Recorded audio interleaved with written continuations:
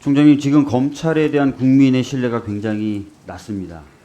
그래서 이것을 극복해야 되는 과제가 후보자가 총장이 되시면 그런 과제를 짊어지고 있다 이렇게 생각하는데 동의하시죠? 그렇습니다. 예. 저는 검찰에 대한 국민적 신뢰를 높이기 위해서 두 가지가 필요하다고 보는데 오늘 후보자의 모두 발언에 그 부분이 좀 언급이 돼 있는 것 같아요. 모두 발언에 뭐라고 돼 있냐면 그동안 검찰이 권력 앞에 흔들리고 스스로 엄격하지 못했다는 지적을 무겁게 여깁니다.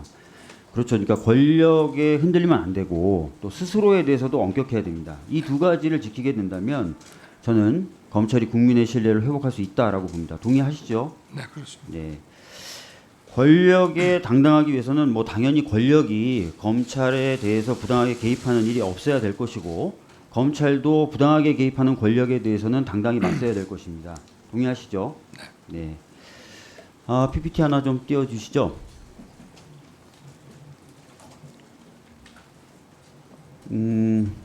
제가 최근에 제보를 받은 내용인데요. 후보자의 장모를 상대로 여러 차례 고소고발을 해서 상당히 괴롭혔던 정대택이라는 사람 혹시 아십니까? 들어봤습니다. 네. 정대택이라는 사람이 그 사무실에서 나눴던 대화 관련된 녹취록을 좀 제보를 받았어요. 관련된 내용 좀 보시면 잘 안 보이실 텐데 청와대에서 이 정대택을 접촉해서 윤석열 후보자에 대한 자료를 받아갔다는 겁니다. 그리고 자료를 받아가기 위해서 밥도 사주고 했다는 거예요. 2017년 1월의 일입니다. 즉 박근혜 정부 말기에 청와대가 윤석열 후보자에 대해서 여러 방면으로 정보를 취득했고 그 방면으로 정대택이라고 하는 사람을 접촉해서 자료를 받아갔다. 이런 녹취록입니다. 이런 사실 혹시 알고 계신가요? 잘 모릅니다. 그런 게 있습니다. 제보자의 그 제보 취지는 저런 식으로 자료를 가져가서 당시 특검에 속해 있었던 윤석열 후보자에게 흠집을 내려고 했었다라는 건데 그런 사실 알지 못하고 계신가요? 네. 네. 알겠습니다. 저 만약에 후보자가 총장이 되신다면 권력이 저런 식으로 부당하게 개입하려고 하는 일이 있다면 어떻게 하시겠습니까? 검찰총장이라고 하는 것은 권력과 그 검사들의 업무 처리 사이를 차단시켜야 될 임무가 있는 그런 위치라고 생각합니다. 네, 그렇게 차단하는 역할을 열심히 하시겠다 이런 취지로 받아들이면 되겠습니까? 네. 예. 그리고 스스로 엄격하지 못했던 부분에 대해서도 반성을 해야 된다고 얘기하셨고 저도 동의하는데 스스로에게 엄격하려면 전 두 가지를 잘해야 된다고 생각합니다. 첫 번째는 소위 말하는 검찰 식구들이 수사 대상이 됐을 때 제대로 수사해야 됩니다. 스스로 엄격하려면. 네. 두 번째는 검찰 출신 전관에 대해서도 상당히 엄격하게 돼야 된다고 생각합니다. 동의하십니까? 네. 예. 이 두 가지가 제대로 안 되고 있다는 것을 보여주는 사례가 저는 삼성 떡값 사건이라고 생각합니다. 한번 보여주시죠. 후보자는 2007년에 삼성 비자금 관련된 의혹 관련돼서 꾸려진 특별수사본부에 소속돼 있었죠.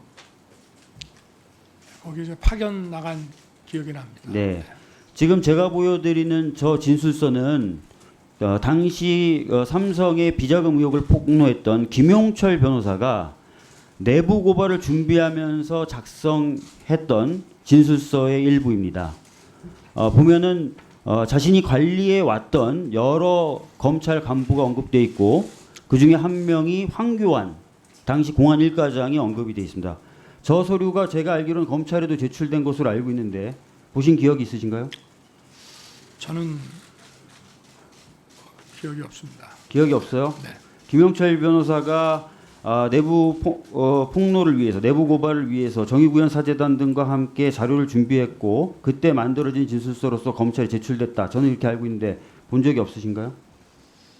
제 기억에는 그때 그 삼성 그룹의 무슨 비자금 조성이라든가 뭐 이런 문제점들을 적어놓은 그 진술서하고 그리고 또 이런 감찰 관련된 진술서하고 변호사들하고 같이 이 두 개를 가지고 나왔는데 어느 거를 먼저 우리가 해야 되느냐 하니까 일단 삼성에 관한 거를 먼저 좀 해줬으면 좋겠다. 이거는 일단 가지고 있겠다. 뭐 그렇게 얘기했던 기억이 나고 그래서 우선 감찰 관련된 거는 본인이 그냥 가지고 가고 그리고 삼성의 무슨 비자금 조성이라든가 이런 여러 가지 그룹의 문제점에 관한 진술서만 내서 그거를 토대로 조사를 했던 기억이 납니다. 저 서류는 가지고는 왔지만 제출은 안 된 것으로 알고 있다? 그렇습니다. 전혀 본 기억이 없으십니까? 저거는 제가 이렇게 꼼꼼하게 넘겨보질 않아가지고 저런 내용 자체는 뭔가 감찰 관련 자료는 가지고 왔는데 네.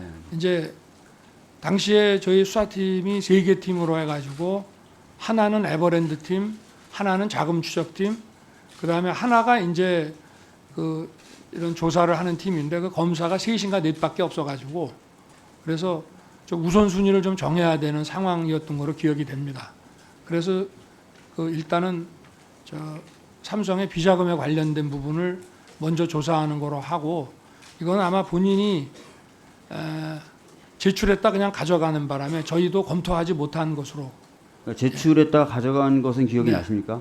그런 것 같습니다. 예. 저희는 이거 검토하지는 못했습니다. 검토하지 못했으나 제출했다 가져간 서류다라고 네. 지금 말씀해 주셨습니다.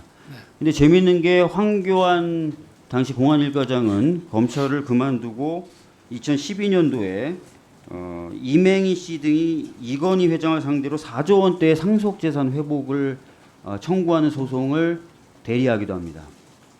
그러니까 이 이야기를 종합해 보면 검찰일 때는 삼성의 관리를 받다가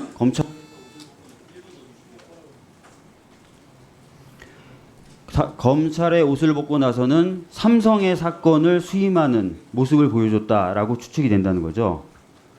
그래서 제가 보기에 이게 굉장히 중요한 사건인데 제대로 수사가 안 됐다는 평가를 받고 있어서 굉장히 안타까운 마음이 듭니다. 제가 후보자께 이제 좀 질문을 하겠습니다. 후보자가 총장이 되시면 제가 아까 말씀드렸던 것처럼 자기 식구들이 저렇게 만약에 문제가 된다, 어디와 결부돼 있다, 또는 연루돼 있다라는 사건이 생겼을 때 철저히 수사할 자신이 있으십니까? 의혹 없이 처리하도록 하겠습니다. 그리고 옷을 벗고 나간 선배나 동료 검사들이 정관으로서 여러 가지 압력을 행사하거나 또는 인적인 네트워크를 활용하려고 할 때 거기에 대해서도 철저히 대응할 수 있도록 그렇게 검찰을 관리할 수 있겠습니까? 이 전관 예우라는 거는 실제 그게 이루어졌냐 안 이루어졌냐는 문제를 떠나서 국민들께서 그런 우려를 하시지 않도록 최선을 다하겠습니다.